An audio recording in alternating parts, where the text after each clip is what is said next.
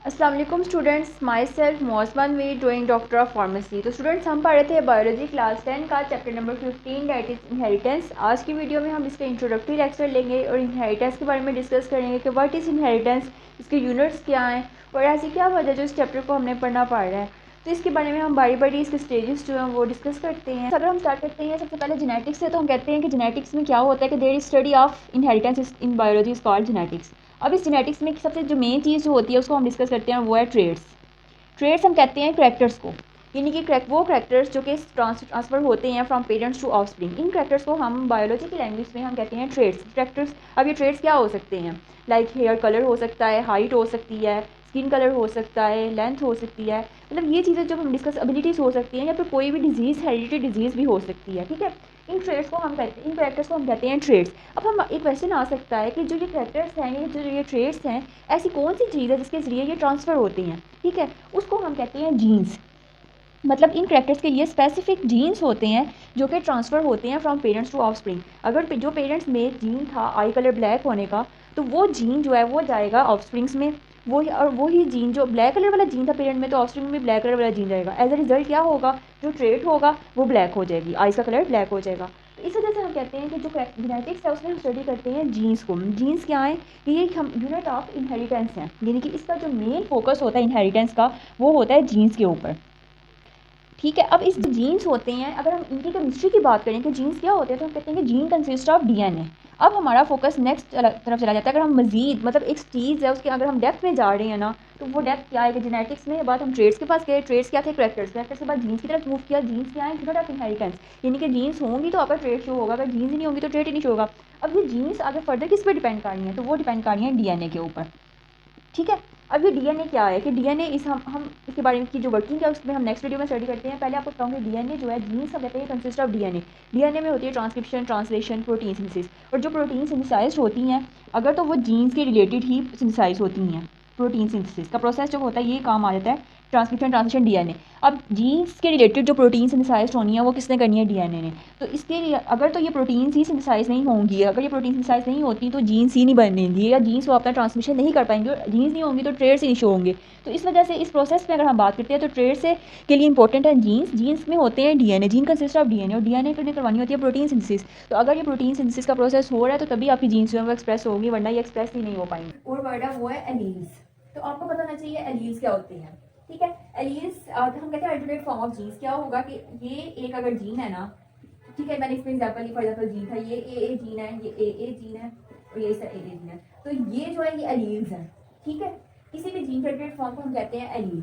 तो अब एलील्स जो होंगी, उसके बाद हमने पढ़ा था जब म्यूसिस होती है, तो म्यूसिस में क्या होती है कि देयर इज होमोलोगस, जब म्यूसिस का जब म्यूसिस 1 होती है तो डिप्लाइड क्रोमोसोम जो है वो कन्वर्ट हो जाते हैं डिप्लाइड क्रोमोसोम्स में। ठीक है, ये चीज़ हमने डिस्कस की हुई है। फॉर एग्जांपल अगर मैं आपको थोड़ा सा आइडिया दे देती हूँ म्यूसिस का क्या होती है, तो जस्ट एक रिव्यू दे रही हूँ इसके बारे में म्यूसिस के, कि फॉर एग्जांपल ये होमोलोगस प्रोफेज फर्स्ट स्टेज है अगर म्यूसिस की, तो उसमें प्रोफेज में क्या होगा कि ये आपका डीएनए मटेरियल है और ये न्यूक्लियाइड वगैरह है, उसमें ये सब कुछ डिसइंटीग्रेट, न्यूक्लियस डिसइंटीग्रेट हो जाता है, जो न्यूक्लियाइड है वो डिसइंटीग्रेट हो जाता है, ये कन्वर्ट हो जाती है। सेकंड स्टेज जो है उसमें क्या होगा कि जो होमोलोगस क्रोमोसोम्स हैं वो अलाइन हो जाते हैं, और वो वाली फेस ये सेंट्रियोल्स साइड पे चले गए और ये अलाइन हो गई इस तरह। ठीक है, ये हो जाती है मेटाफेज प्लेट। मेटाफेज स्टेज के बाद जो थर्ड स्टेज होती है उसमें क्या होता है कि जो एनाफेज स्टेज में क्या होगा कि इनकी सेपरेशन हो जाती है, और सेपरेशन में म्यूसिस की जो सेपरेशन होती है उसमें क्या होता है कि एक एक होमोलोगस क्रोमोसोम जो है वो सेपरेट होता है, जबकि जो माइटोसिस या म्यूसिस 2 में एक एक क्रोमैटिड में सेपरेट होना होता है। ठीक है, एनाफेज के बाद जो नेक्स्ट फेज होगी टीलोफेज, उसके अंदर इस तरह जो न्यूक्लियस वापस आ जाएगा और एक होमोलोगस क्रोमोसोम इधर चला जाएगा, दूसरा वाला ये आ जाएगा, इस तरह इसका एक और इसका एक, तो ये इस तरह इनके जो है फर्दर न्यूक्लियाइड जो वापस आ जाता है। अगर इसकी भी फर्दर क्लासिफाइड करें हम, इससे भी बनाए, तो अगर हम म्यूसिस की 2 स्टेज पे चले जाए तो म्यूसिस 2 स्टेज में इस तरह 4 सेल्स जो है वो बनेंगे और उनमें एक एक क्रोमैटिड जो है सबके पास आ जाएगा। इस तरह ये जो चीज आती है इसे हम कहते हैं गैमीट्स। सब बनते हैं ना, तो फॉर इसकी एग्जांपल में मैं दे रही हूँ कि ये एक मेल के गैमीट्स है और ये फीमेल के गैमीट्स है। फॉर एग्जांपल अगर हम इनके अंदर जीन्स की बात करते हैं ना, ये है इस वक्त गैमीट्स।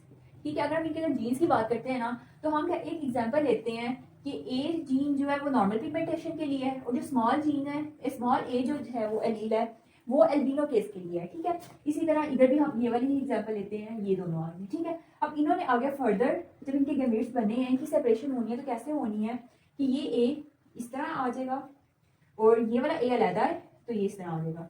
इसी तरह ये भी ऐसे और इस तरह।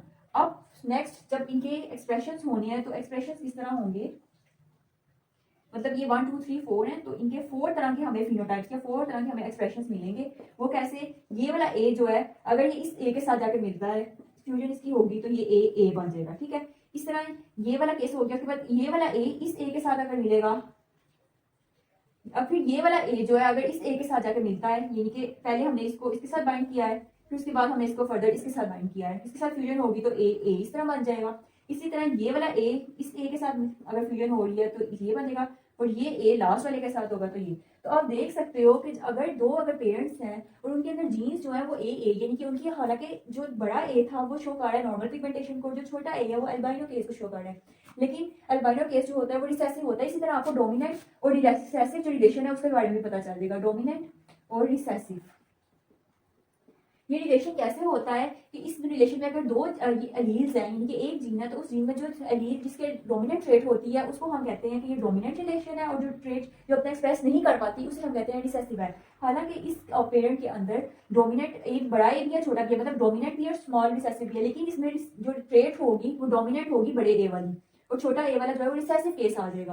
यानी अल्बाइनो का केस जो है वो रिसेसिव हो जाता है, और जो दूसरा जो बड़े वाला है ए वो नॉर्मल पिगमेंटेशन का, यानी कि अल्बाइनो केस वो होता है, अक्सर आपने देखा होगा कि बिल्कुल व्हाइट कलर के फेसेस होते हैं, उनके हेयर्स भी व्हाइट होते हैं, कोई भी बिल्कुल व्हाइट कलर के फेसेस होते हैं, उनकी हेयर्स भी व्हाइट होते हैं, उनके अंदर कोई भी पिगमेंटेशन नहीं होती।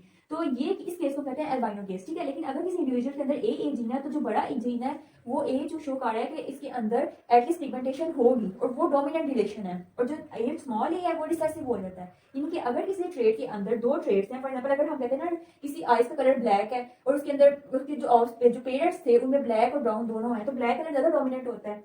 तो अगर तो उसके अंदर बी इस तरह है ना, ये ब्लैक के लिए और ये ब्राउन के लिए, तो बी जो है वो डोमिनेंट हो जाएगा, ब्राउन जो है वो रिसेसिव हो जाएगा। तो इसको हम कहते हैं डोमिनेंट और रिसेसिव फीमेल। एक वक्त में किसी एक जीन ने अपना शो करना होता है, दोनों जीन इकट्ठे आपको शो नहीं कर सकती। तो अगर आप ये वाला केस के बारे में स्टडी करो ए इसका मतलब है नॉर्मल पिगमेंटेशन। ये एलील्स शो कर रही है कि किसी भी इंडिविजुअल अगर जो ऑफस्प्रिंग्स हैं, पेरेंट्स के जो ऑफस्प्रिंग्स हैं, अगर 4 ऑफस्प्रिंग्स हैं ना उनके, तो उनके एक ऑफस्प्रिंग में पक्का ये होगा कि वो उसकी नॉर्मल पिगमेंटेशन होगी, और ये आगे से फर्दर जो अगर ट्रेड्स होगी उसके अंदर कोई भी अल्बाइनो केस शो नहीं करवाएगा। लेकिन जो ये वाले दोनों ऑफस्प्रिंग्स होंगे इनके अंदर मिक्सचर आया है, यानी कि इनके अंदर नॉर्मल पिगमेंटेशन का भी ये आया है, इनके अंदर अल्बाइनो का भी आया है, लेकिन फिलहाल तो इनके अंदर नॉर्मल पिगमेंटेशन ही रहेगी। लेकिन जब ये आगे से फर्दर फ्यूज करेंगे ना तो इनके ऑफस्प्रिंग्स में अल्बाइनो केस जरूर आ सकता है। इसी तरह ये वाला देखें तो 4 ऑफस्प्रिंग्स में से एक ऑफस्प्रिंग जो ऐसा है जिसके अंदर अल्बाइनो कैरेक्टर्स हैं, ठीक है। ये स्मॉल ए इस चीज को शो करें, जब 2 ए इस तरह होते हैं ना, यानी कि 2 जीन्स एग्जांपल है, 2 जीन्स अगर इस तरह एलील्स इस तरह होंगे ना तो उन दोनों ने एक्सप्रेस करना है, या फिर इस तरह होंगे तो दोनों ने एक्सप्रेस करना है, क्योंकि दोनों शो एक ही कैरेक्टर को कर रहे हैं, वो ए है। इस तरह ये कैरेक्टर शो कर रहे हैं वो है ए स्मॉल है, तो वो नॉर्मल पिगमेंटेशन का था, ये था अल्बाइनो केस का। लेकिन अगर ये ए इस तरह है ना तो इनमें से जो बड़ा ए है ये नॉर्मल पिगमेंटेशन वाली वो डोमिनेंट है, और जो स्मॉल है अगर ये अल्बाइनो के लिए है तो ये रिसेसिव हो जाएगा। इसी तरह अगर हम बात करें इस केस की, तो इसमें से जो बड़ा ए दोनों शो हो रहे हैं, 2 एलील्स शो हो रहे हैं, ये नॉर्मल पिगमेंटेशन के थे। ये वाला भी नॉर्मल पिगमेंटेशन शो करेगा, लेकिन फर्दर जब ये फ्यूजन करेगा तो ये अल्बाइनो केस शो करवा सकता है, बिल्कुल अपने पेयर्स की तरह। इसी तरह जो ये वाला है अंदर अल्बाइनो कैरेक्टर्स ही होंगे, मतलब इसके अंदर कोई भी इसकी बॉडी में पिगमेंटेशन नहीं होगी, कोई भी इसके कलर नहीं होगा, इसका बिल्कुल आपने कलर्स जो देखे होंगे वो बिल्कुल व्हाइट होते हैं, इनके हेयर्स भी व्हाइट होते हैं, इनकी आईब्रोज वगैरह सब कुछ व्हाइट होता है, ठीक है। तो इनकी ये कलर हम कह सकते हैं कि इनका फेस कलरलेस की तरफ होता है। तो अब इस केस में अगर हम बात करते हैं तो ये हमने पढ़ी थी वो है जीनोटाइप एंड फिनोटाइप, जीनोटाइप और फिनोटाइप। तो ये इनके अंदर क्या डिफरेंस है। अब हमने एग्जाम्पल ली थी अल्बाइनो केस की, तो उसके अंदर हमने क्या कहा था कि ये ए इस तरह, और ये आगे से फर्दर अपने गमीट्स जो है वो शो करेंगे, और वो होगा स्मॉल ए और ये बड़ा ए और ये स्मॉल ए। और जब ये फ्यूज होंगे तो क्या रिलेशन शो होगा, एक ये वाला, एक होगा ए एक होगा ये और एक स्मॉल ए, ठीक है। इसी तरह शो होना था। अब जो जीनोटाइप्स होते हैं उन्हें हम कहते हैं कॉम्बिनेशन ऑफ जीन्स, तो ये कॉम्बिनेशन ऑफ जीन जो है इसको हम कहते हैं जीनोटाइप्स, ठीक है। अब जीनोटाइप्स आगे फर्दर 2 तरह के होते हैं, एक होता है होमोजाइगस और एक होता है हेट्रोजाइगस, ठीक है। अब होमोजाइगस में क्या होगा कि अगर सेम एलील्स होंगे एक ही कॉम्बिनेशन में तो उसे हम कहते हैं होमोजाइगस जीनोटाइप, और अगर डिफरेंट मिक्सचर होगा तो उसे हम कहते हैं हेट्रोजाइगस। तो अगर आप इसकी एग्जांपल इन चारों में से अगर आप खुद देखो तो कौन से ऐसे हैं जिनके अंदर सेम जीन्स हैं, तो आपको पता चलेगा कि ये वाला और ये वाला, ठीक है। ये अल्बाइनो केस है और ये नॉर्मल पिगमेंटेशन, इन दोनों के अंदर सेम एलील्स हैं, तो इसको हम कहते हैं ये होमोजाइगस है, ठीक है। और ये जो ये वाला है और ये वाला, इसके अंदर हेट्रोजाइगस इसको हम क्यों कहेंगे, क्योंकि इसके अंदर जो जीन्स है एक नॉर्मल पिगमेंटेशन का एक अल्बाइनो का एलील है, इसके अंदर एक नॉर्मल पिगमेंटेशन और एक अल्बाइनो का एलील है, तो इसको हम कहते हैं ये हेट्रोजाइगस है, ठीक हो गया।